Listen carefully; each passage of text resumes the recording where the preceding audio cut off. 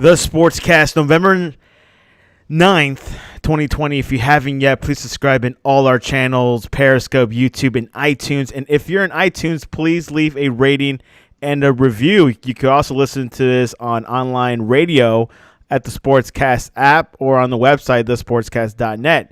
You can download the Sportscast app on the iOS App Store, or you can visit us on the sportscast.net, where you see the latest in news, articles, and you name it. And also you can download the app. This episode is brought to you by Insta Bible app. You could also get the app on the iOS App Store. It's only iPhone only. Sorry, not trying to discriminate Android. It's just a little bit more difficult where you can't know all the programming languages, but maybe I'll get there eventually. NFL Week 9 has some close games. Many thought they weren't supposed to be close, but it came close enough for the Steelers to go 8-0. And then Tua is 2-0. The Dolphins are 4-0. So things are looking good for a Miami resident and a Pittsburgh resident named Joe Toscano. Welcome back to the Sportscast. Hey, thanks for having me. Joe, 8-0. I would never dreamt that. I thought that will take, firing Coach Mike Tomlin, getting a whole new quarterback and also running back, but things are doing well to post Le'Veon Bell and Antonio Brown era. It's amazing. I honestly have this is unexpected for me too. I cannot believe it. Steelers are getting, there is luck involved, but they're playing amazing this year. They should have destroyed the Cowboys, but this is one of those games every year that the Steelers usually lose against a team that they should beat. But they were still able to find a win, and that's what makes this year special, is they find ways to win even when they shouldn't. Of course, with a few coaches, you can win ugly, but win is a win. So right. We're definitely going to look at the Steelers' potentiality of what's going to happen. And are you ready to recap NFL Week 9 Sunday? Yes, sir. Let's do it.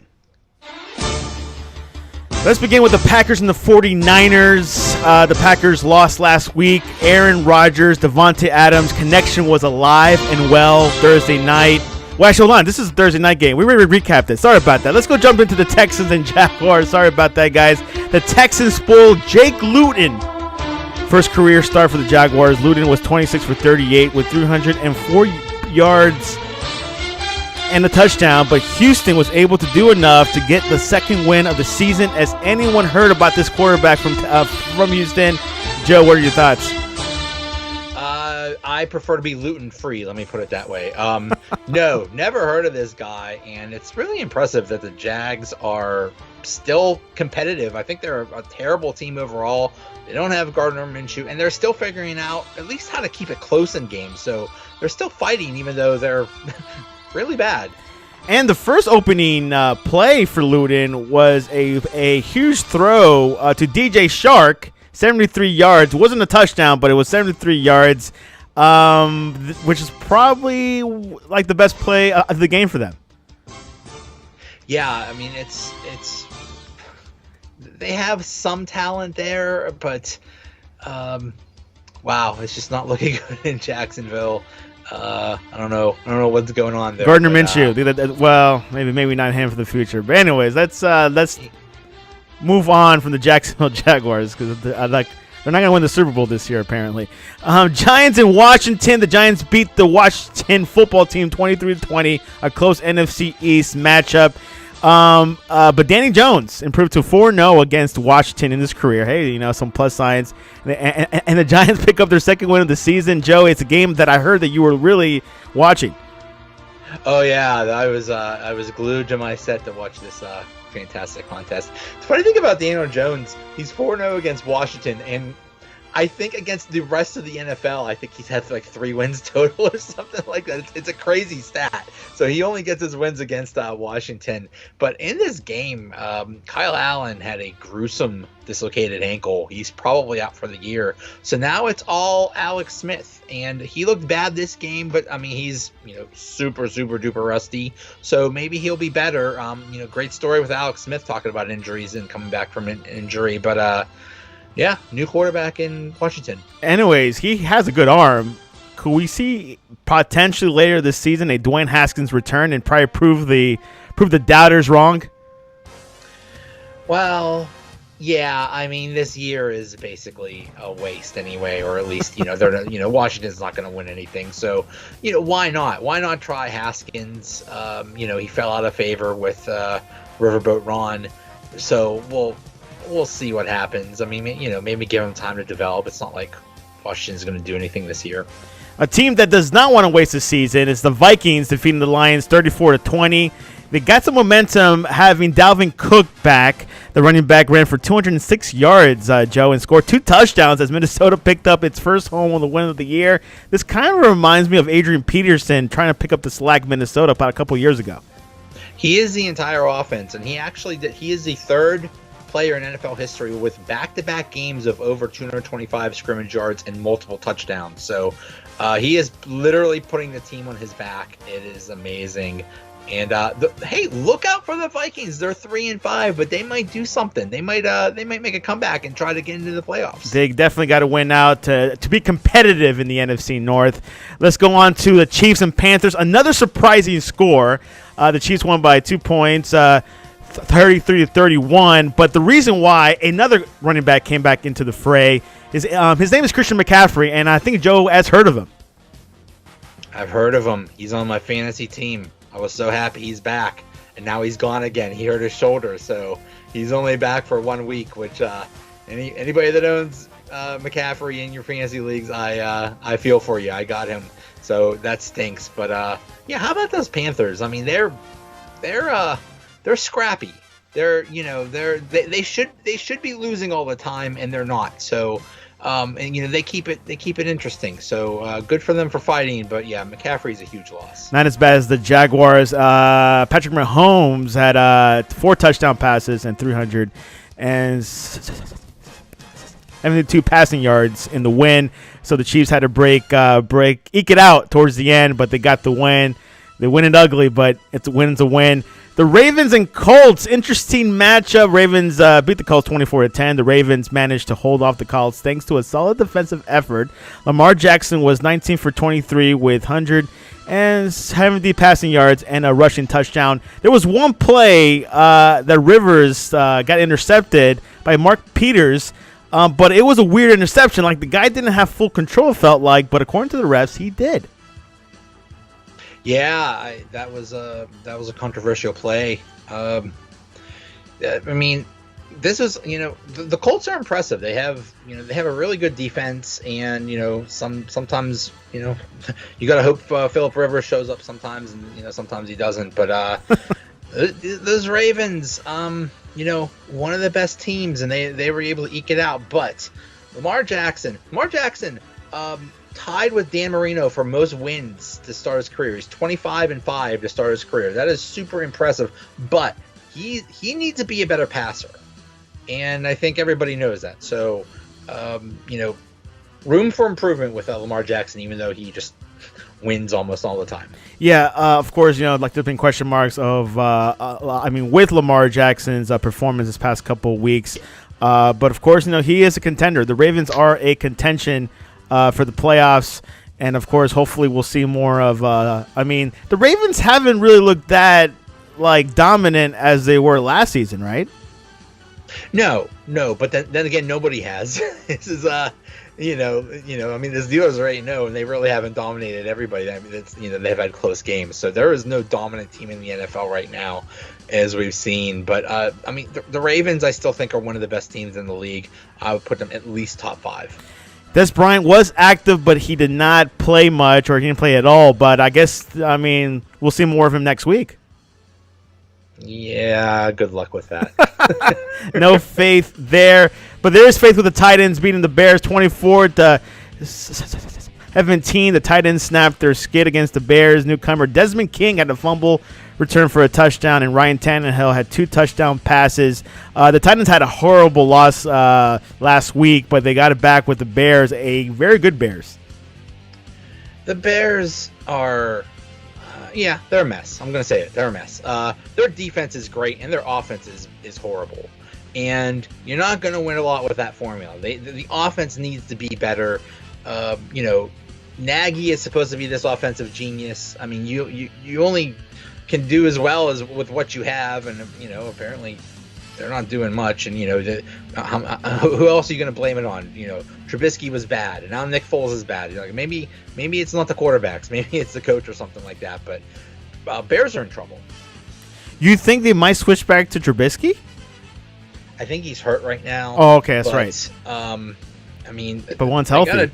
They got to do something. They have to improve that offense. If their offense was just a little bit better, they would win. I mean, they're doing all right this year, but they would have won this game if they had a better offense. Consistency is the question mark for Nick Foles, but let's go on to the next matchup. A very good matchup.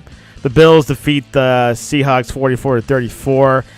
Josh Allen, 415 passing yards, and 3 touchdowns. He did well with fantasy. He beat me. It beat me for my matchup this past week. But this Bills team, saying we could be the best team in the AFC, but we do have the Steelers. Boy, this was a statement game for the Bills. They haven't looked good the past few games, but wow, this was a huge game for them. I think that when they beat the Patriots last week, I think that was a boost of their ego, a boost of their confidence. And they say, now we are the team in the AFC East. And, I mean, Seahawks are considered one of the best teams in the league, and they took them out. Seahawks have problems, not on offense, but on defense. They need to get a better defense because you can't just rely on Russell Wilson all the time. Potential Super Bowl matchup? Maybe. I would put Bills top 3 or 4 right now in the AFC. If you have Ravens, Steelers, Chiefs, Steelers, Ravens, Bills, I think right now are top 4 in the AFC. I would see that game, but Anyways, Falcons and Broncos, 34-27. Falcons win. Matt Ryan had 3 touchdown passes, and the Falcons barely hung on against the Broncos. The Broncos almost came back. Atlanta's known for giving up big leads, but Matt Ryan said no. Well, the Falcons did, and they pull off the win. Huge win, I thought. Hey, they're 3-1 under Raheem Morris, interim coach. So, hey, maybe make him the permanent coach. They're, yeah. I mean, the Falcons, they could have easily lost this game. They're just pathetic on defense. Broncos are just not good enough to do that late rally. But still, hey, a win's a win. Something to definitely look at, of course. The Falcons are kind of out in a way, but we'll see if they turn things around. I think I win a couple of rest of their season type of thing. But anyways, let's look at the Steelers and Cowboys. Kind of a messy game as I perspective. Steelers beat the Cowboys 24-19. Steelers needed 15 straight points in the fourth quarter, but came back to beat the Cowboys. Roethlisberger had 3 touchdown passes in the win. Pittsburgh is 8-0. This was ugly. The Steelers were favored by 13.5 or 14 points.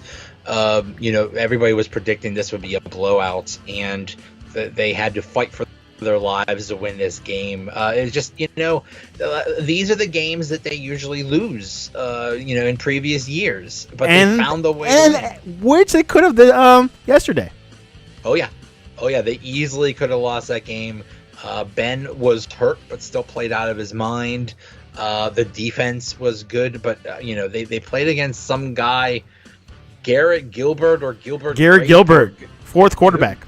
Yeah, the fourth quarterback, and he looked really good. I think he was a star in the AAF or something like that. Was he? But anyway, I mean, this was a total trap game. The Steelers have played big games the past 3 weeks, and then they thought this would be easy, but they found a way to win. Justin Riley will probably know. I mean, he knows the whole every lineup that played in the Alliance, so he could probably confirm that if Garrett Gilbert was. But it's good for him. I mean, he had to. He definitely had to shine because during times like these, you only have a few minutes to shine. But hopefully, he'll get signed. Maybe be a third string quarterback permanently rather than fourth. But we'll see what happens. Let's go into Phoenix, Arizona. Tua Tagovailoa. Second game, he starts, had 2 touchdown passes, 248 passing yards to pick up his second win as a starter. Kyler Murray had 283 passing yards and 3 touchdown passes. The teams combined for over 600 total yards in a duel of the future of the NFL. Tua looked good. Dolphins are 4-0. Tua's 2-0. Joe, is there future with this team? Yeah. the Dolphins are playoff contenders, and that's Well, not this year. I'm shocked. It's shocking to say that the Dolphins are actually playoff contenders. They are the team to beat right now. That the Bills have to worry about in the AFC East, and I can't believe I'm saying that. Yeah, Tua was looking real good. I mean, his first game last week, he did not look good, but the Dolphins still won, and I mean, it was just fun to see him duel with Kyler, and the Cardinals are not bad. So this is a really big win for the Dolphins. Maybe they'll boost their confidence, but hey, good for them. They're right in the playoff chase. Good for them. Second best team in the AFC East. Of course, the Patriots are in the dumps a little bit, but we'll talk about the Patriots a little bit later in the show. Raiders and Chargers, AFC West rivalry showdown. The Chargers nearly had the game-winning touchdown, but Parham Jr. had the ball knocked out of his hands as he hit the ground. Justin Herbert and Derek Carr each had 2 touchdown passes. The Raiders won the game. Poor Herbert, but hey, was growing pains. I swear, every time the Raiders and Chargers get together, it's a game like this. The Raiders are sneaky good. Look out for the Raiders. They might be a force, or at least make the playoffs in the AFC. So impressive. Yeah, that was could have gone either way. It was, last second. But hey, Raiders looking good.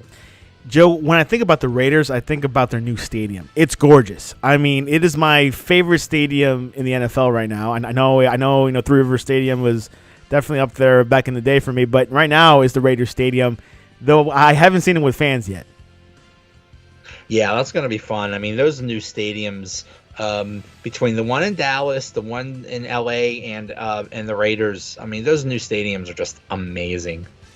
Sunday Night Football, a gruesome Sunday Night Football. The Saints defeated the Buccaneers 38-3 in Tampa. Drew Brees and the Saints came out swinging, literally swinging, against the Tampa Bay Buccaneers, or the Tampa Bay Buccaneers, and put an onslaught in the first half with 31 points.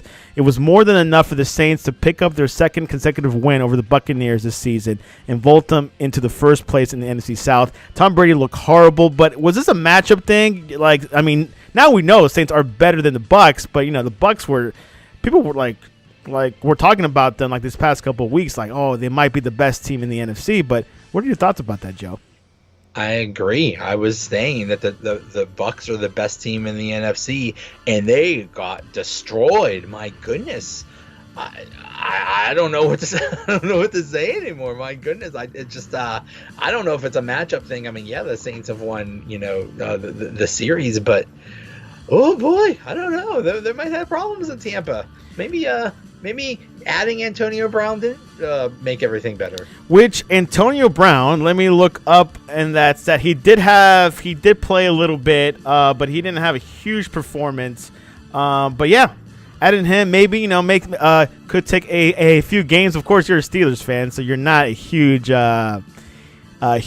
Antonio Brown fan. But do you think he'll kind of come into the fray a little bit more, or do you think he might be a bad thing for the Tampa Bay? I mean, he hasn't played in, a year, 2 years, something like that. So, yeah. I mean, there's going to be rust there.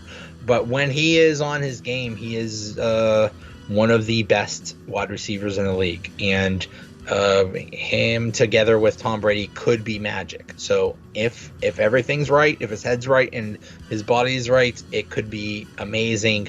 But, it could also be a disaster. 31 yards Antonio Brown had. The most was Mike Evans. He's also kind of dealing with an ankle thing all season, but he was the number one receiver. And my boy Scotty Miller just had 10 yards. I was hoping he might do something big last night, but it didn't really come into fruition. Yeah, I mean, they were just a complete mess. I mean, Tom Brady has been having a good year, and then today it just collapsed. It was just a total team collapse. That's what it was. And Gronk had 2 yards. Of course, we'll see more of this loaded Tampa Bay Buccaneers in the future. Let's look at the standings right now. The Bills are first place, Dolphins second, third Patriots, Jets. You're right. The Dolphins are being competitive. I've never seen them second place in a while. It's amazing. Good for them. credit to their coach, credit to everything. Because I mean, last year they were talking about tanking for Tua, and now they're winning a lot. So, who knows what's going to happen in the second half? But the future is bright. The AFC North Steelers are ahead 8-0. Ravens are 6-2. Browns are on third place. Bengals are last. Steelers are feeling comfortable, but of course they got the Ravens breathing behind their neck. Yeah. I mean, the Ravens are right there. 6-2 is still a great record. The Steelers play the Bengals next week, and as we saw how they played against the Cowboys, there's no guarantee of a win. So, I mean, even though the Bengals are 2-5-1, they are still dangerous. So, I could easily see the Bengals winning that game if the Steelers aren't on their game. On their in game, yeah, of course. With the Browns as well. Browns had a bye week this week, but I think they'll be competitive. We saw some spurts, but I think their last game wasn't well. Now that with like OBJ gone, which is still not a huge factor because you still got other receivers, but Browns can be as competitive as well. It kind of seems like Baker Mayfield is actually better without OBJ. Ooh. And True. that makes sense because when you have a star receiver, you gotta feed him, and it's a two-edged sword. He's really good, so you want to give him the ball all the time, but sometimes you have to force it, and you abandon what you should be doing on offense. So maybe Baker's better without OBJ, as crazy as that sounds. Hey, maybe the Browns could do something. 5-3, they're a mystery. Sometimes they look good, sometimes they look bad, so we'll see. With the Steelers, back to them, they got a kind of a cushion. Like their next two games are the Bengals and the Jaguars. Now, Bengals got to be careful with. But yes. It's very winnable. Yes, it is winnable. The Bengals mostly are, I don't want to say pathetic or a joke, but there's just not a lot of talent there. Burrow is amazing though. Yeah. Very impressive. They have some good wide receivers. Mixon, when he's healthy, he is good. But just on defense, they are pathetic. There's not much talent there, but they are still dangerous. AFC South, the Titans are first, Colts are second, third is Texans, Jaguars. Colts will definitely keep it competitive there. It's going to be interesting between the Titans and Colts. I guess the Titans are coming down a little bit, 6-2, and the Colts are just 5-3. So, still wide open in the AFC South. AFC West, Chiefs 8-1, Raiders second, third, Broncos, Chargers fourth. I think the Raiders could definitely put a stamp at second place. Yeah, I mean the Broncos and Chargers, they're competitive, but I mean the Chargers are just, it's almost tragic how bad they lose games this year. They just did a little bit, different. They would have a better record, but 2-6 is pretty bad. Broncos 3-5, that's not good. So it's really up to the Raiders. If they keep improving, they're at least going to make the playoffs. And the NFC East, Eagles, Washington, Cowboys, and Giants. I guess second place, maybe Washington? Oh, God. I think. I mean, this, like people that commit crimes, they should be forced to watch either Washington, Dallas, or New York Giants games just as punishment. Good way to put it. NFC North, Packers, Bears, Vikings, and Lions. I think the Packers are going to take it, but between 2 and 4, I think it's going to be, it's probably be between the Bears and the Vikings. But I do think the Packers got this. Looking good, though.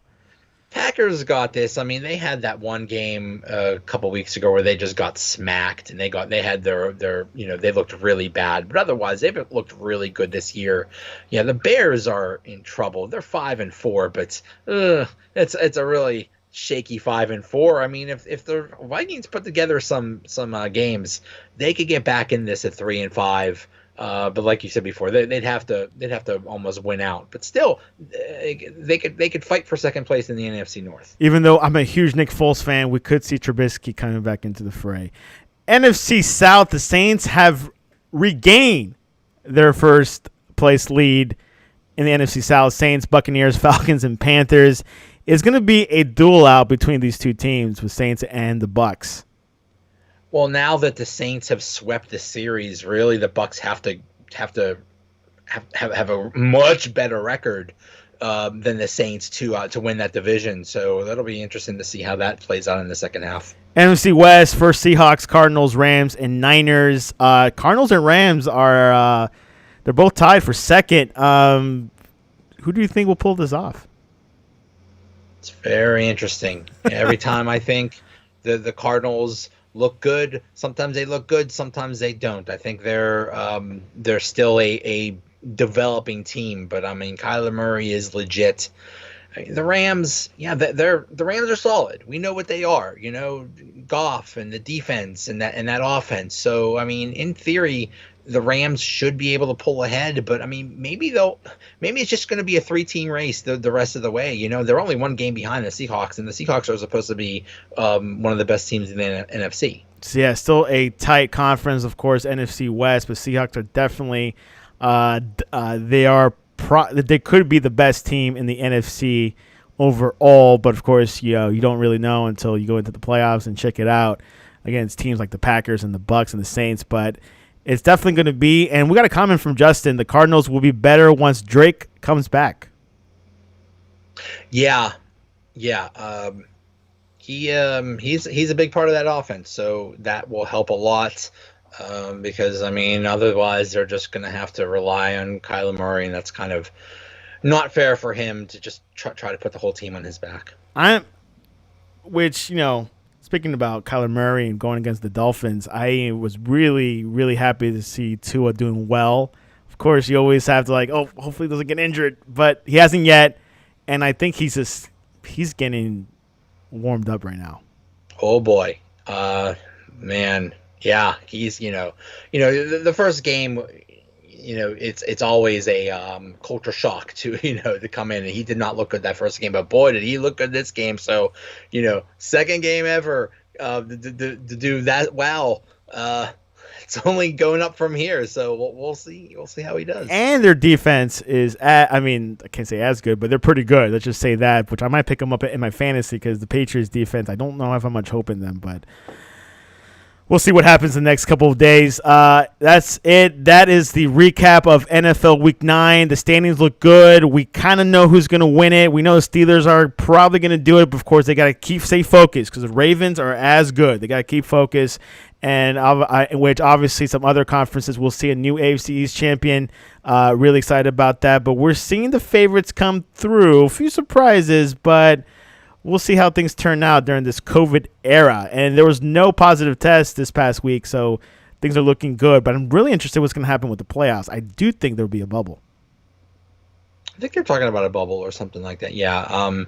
It's really scary with that because, throughout the country, the cases are just going up like crazy. Right. We're about to enter a really bad period with COVID. It's going to get worse this winter. It's coming, unfortunately. So hope everybody stays safe and hope it doesn't affect the NFL too much. Before we leave the show, predictions, Patriots at the Jets, Monday Night Football. Joe, who do you think will win it at the Meadowlands? I'm going to win it because I'm not watching it. There was an episode of South Park where they were playing baseball and the other teams went out of their way to lose because they didn't want to play anymore. I think this is going to be like that. I think both teams are going to just try to lose on purpose because they want to try to get Trevor Lawrence. Yeah, and which he kind of said, I don't want to go to the Jets, but but he would love to go to the Patriots if the Patriots are purposely tanking or if they will start to. Hey, why not? I mean, they're 2-5. They're, it looks like things are really bad for them. But the Jets are 0-8. They got that 2-game lead if they are tanking for that number 1 pick. So, if the Patriots allow the Jets to win, then there's that 1-game differential. So we'll see. So do you have a winner, or you're gonna say non-applicable?